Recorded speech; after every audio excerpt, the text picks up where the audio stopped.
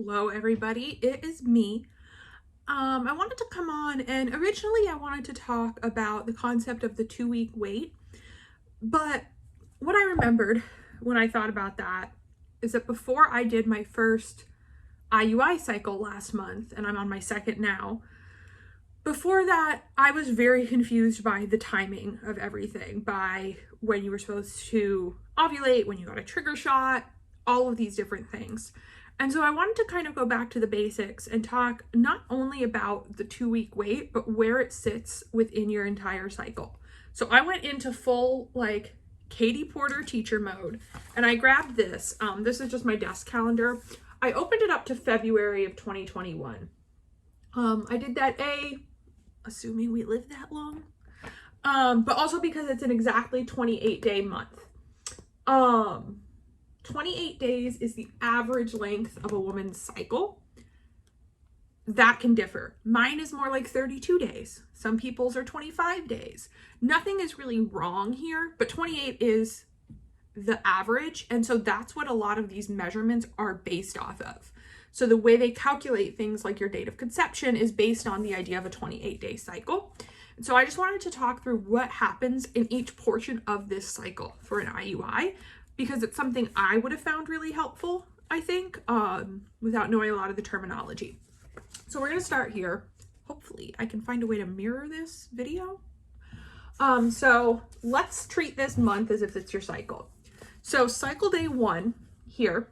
So I'm gonna write cycle day 1. That is the first day of your period in kind of full force. So that is the first day you need a pad or tampon. So if you start spotting at night, that's not really cycle day 1. Cycle day 1 of full flow. What you do on cycle day 1 for a medicated IUI cycle, like I did, is you call your doctor.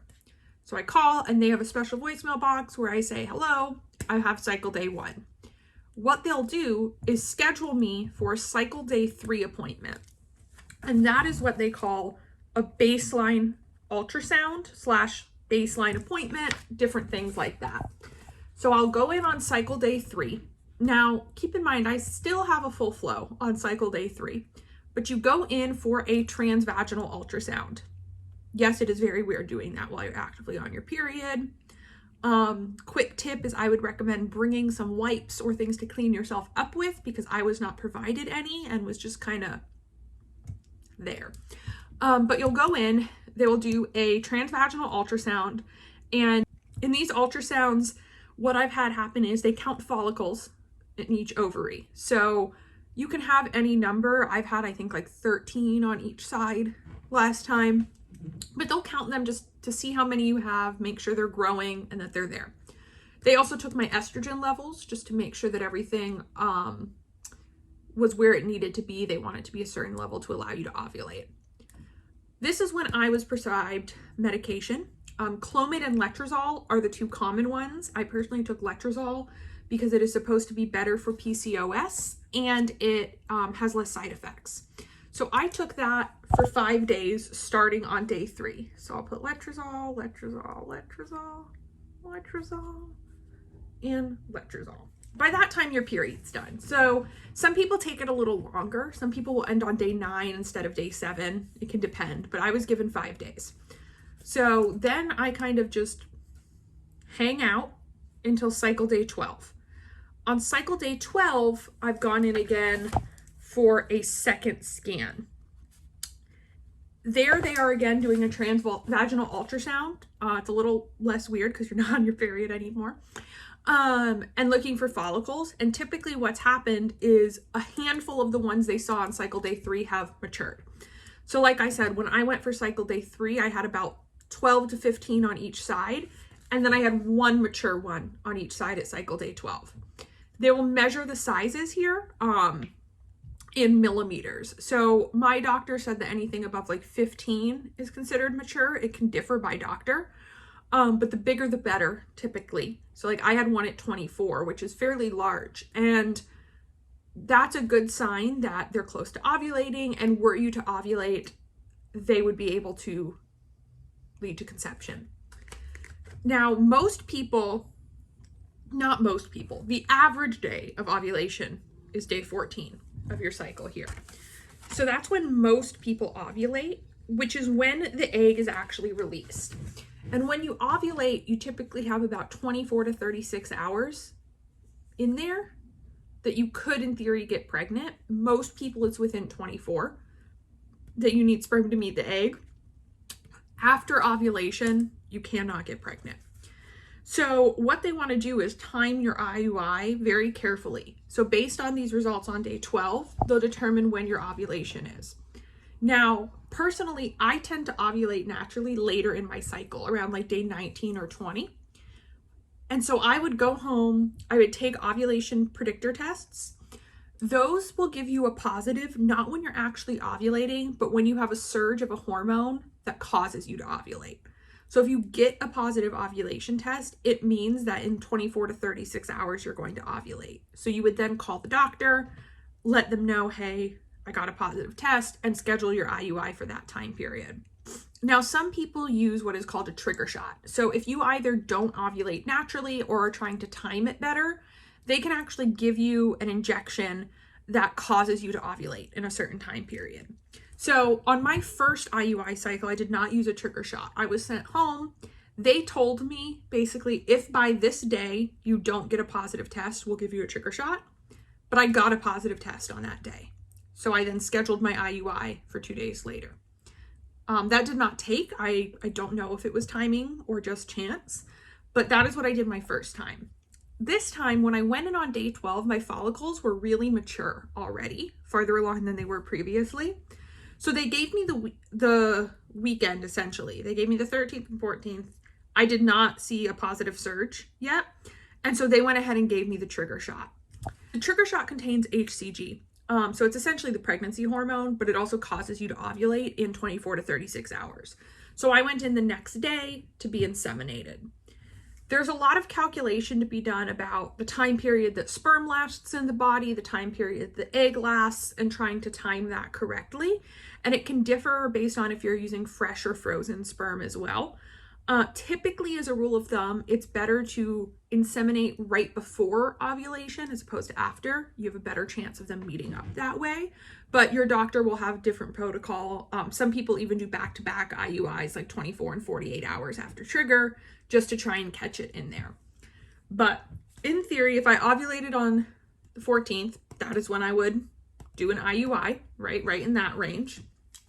And then you start what is called the 2-week wait. So all the rest of this time is this weird period of like Schrodinger's pregnancy, right? Are you pregnant? You don't know. Yes and no, kind of. There's a lot of debate about, do you act pregnant in that time, right? Can you have a glass of wine? Can you have sushi? General consensus is yes. For the majority of that time, you are not sharing a blood flow, even if you do get pregnant. And therefore, why not? It's perfectly safe. If you think about it, most people would have no clue they're pregnant at that time. If I randomly got pregnant on accident, I would be living my life completely as normal in that 2-week period. So it doesn't do a lot of harm. But basically every day you think, am I pregnant? I don't know what's happening. For me, the first time, every little twinge I felt, right? I could smell something better than normal, or I had like a little twinge in my stomach and I was like, what's happening? Is it happening? And so I kind of obsessively looked up what happens on all these different days. And what's even extra annoying is that essentially the first 6 days. So if we did IUI on the 14th, the 15th would be considered 1 day post IUI, right? And then you would do 2, 3, 4, etc. 1 day post IUI to 6 days post IUI, basically the chances anything is happening that you will know about don't exist. In theory, a sperm and an egg are combining and making their little journey down the fallopian tube and all that, but there's no way of knowing that. So for 6 days, you're just like a sitting duck hanging out. And if you use a trigger shot, what's even crazier is for those 6 days, you will get a positive pregnancy test because it is HCG in that shot, which triggers a urine test or a blood test. So I'm doing what you call like testing the trigger out. So I've taken a pregnancy test most of these days and you can see it get lighter over time. And the idea is I'll see it go stark white and then hopefully continue to darken and I'll know that was from a pregnancy. But basically all you can do in these days is test your trigger out if you took one, and like hang out and try and distract yourself as best as possible. Once you hit day 6, you're in the implantation window. So starting on day 6 and going to day 12. 6, 7, 8, 9, 10, 11. Day 12. Here, implantation can happen at any point in that 6-day period. For most people, it tends to be on the later end, like day 9 to 12, but it can happen anytime in there. Some people will have symptoms. So for some people, you will have implementation. So in my job, I say the word implementation a lot, and it makes it very hard for me to say the word implantation properly. For some people in that period, you might have implantation cramping, implantation cramping. Katie Porter would never. You might have a little bit of spotting or bleeding or discharge. Different things like that can happen. For some people, you won't feel anything at all. Nothing at all. So it's hard to know. One of the other things happening during this period is you are developing a hormone called progesterone. So progesterone happens when you ovulate, and it can help you sustain a pregnancy. So what I've had happen, and what I think is common, is that 1 week after IUI, so 7 days post IUI, I will go in for a progesterone blood test. So they will test my progesterone levels for 2 things. One is to verify that I ovulated. If I didn't have a progesterone at all, I probably didn't ovulate and it was a wash, right? They also want to make sure it's high enough to sustain a pregnancy. So progesterone helps a pregnancy stay and helps it implant. And so it needs to be a certain level. Now, it doesn't actually indicate if you're pregnant or not. Both these cycles, my progesterone has been over the expectation. The first time I wasn't pregnant, this time we will see. If this is lower than they like to see, you will get progesterone supplements. So for some people, that's an oral medication. For some people, it's a vaginal suppository of some sort, but it adds progesterone so that if your body is attempting to implant, it helps that along and makes you more likely to sustain the pregnancy. And for me, as part of the 2-week wait, this is always a really nice milestone because it's like, okay, I'm halfway through. I have something I can actually go do and like learn and see what's happening. So it gives me a false sense of probably control, if we're being honest. But so you'll do a progesterone test, and depending on those results, you may or may not be put on a progesterone suppository. Now, what's interesting about progesterone, whether you're naturally producing it or you're supplementing it, is that the symptoms of progesterone, the side effects, mimic those of pregnancy. So it tends to make your breasts sore. It tends to create discharge. It tends to make your smell better in my case for some reason. I have a bad sense of smell, and all of a sudden in the 2-week wait, I smell everything. So it makes it even harder to tell, like, well, am I pregnant or is it just because I have progesterone? But by day 12, you're probably implanted, right? If you're going to implant, this implantation has happened. After implantation, it takes 2 days for the hormones to show up on a urine or blood test, which puts me here at day 28 of my cycle and day 14 after my IUI. So this is when home tests should be accurate, particularly if you do like first response ones. They'll tend to be accurate by then. You may even get your period that day. Some people, before they take a test, get their period, and that's how they know they're not pregnant. But that signifies the end of the 2-week wait. A lot of places will have you go in for a blood test, because even if it wouldn't show up on a home pregnancy test, it may show up on a blood test so they can confirm. But this is sort of answer day. I've seen very few cases where people don't get positives until after this. So that's the 2-week wait. All of that is happening, and then you're just there like trying to distract yourself, trying to live your life and not think about it every second of every day.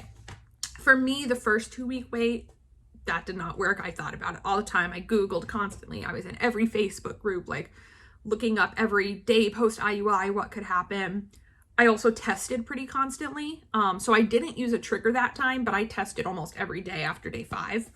Don't recommend. Well, I don't not recommend that because it actually worked as a kind of exposure therapy, in my opinion, and that I was used to getting negatives. And so it didn't come to day 14 and I didn't know what was going to happen. For me, I kind of knew going into the blood test that I wasn't pregnant and was okay with that. But some people have a hard time seeing the negative. So it really can be up to you if testing in this period makes sense. I would say almost no one sees a positive until like 9 days post IUI minimum. So there's probably not a lot of reason to test then. It can get expensive if you're using the first result tests. My nose ring just fell out. One tip I will give is that blue dye tests suck. I've seen this on the internet and never really thought about it. I used a blue dye test because I just had one sitting around. False positive. It gives me an evaporation line where you can see where the color should be, and so it kind of looks like a faint positive. It was not. So I highly recommend sticking with pink dye tests. The first result, early results always have the best reviews, but sometimes the like dollar store Amazon cheapy strips can be great as well. So that is kind of an outline of a 28-day cycle when you're trying to get pregnant and doing medicated IUI. Most of the averages and stuff apply if you're doing unmedicated as well. You just wouldn't do things like take letrozole. So yeah, hopefully that helps. Like I said, I think that kind of overview would have been very helpful for me at the beginning, and I kind of figured it out throughout a cycle how it was going to work. But I'm a person who likes control and to know what's going on, and so that I would find very helpful. And even if I flip in this to this current month, I don't know if you can see every day that's post IUI, I have like marked as that number of days so that I can track it very easily. So hopefully that helps. Let me know if anything didn't make sense or you wanted clarification on it. And I hope everybody has a great day. And if you are in the 2-week wait, good luck.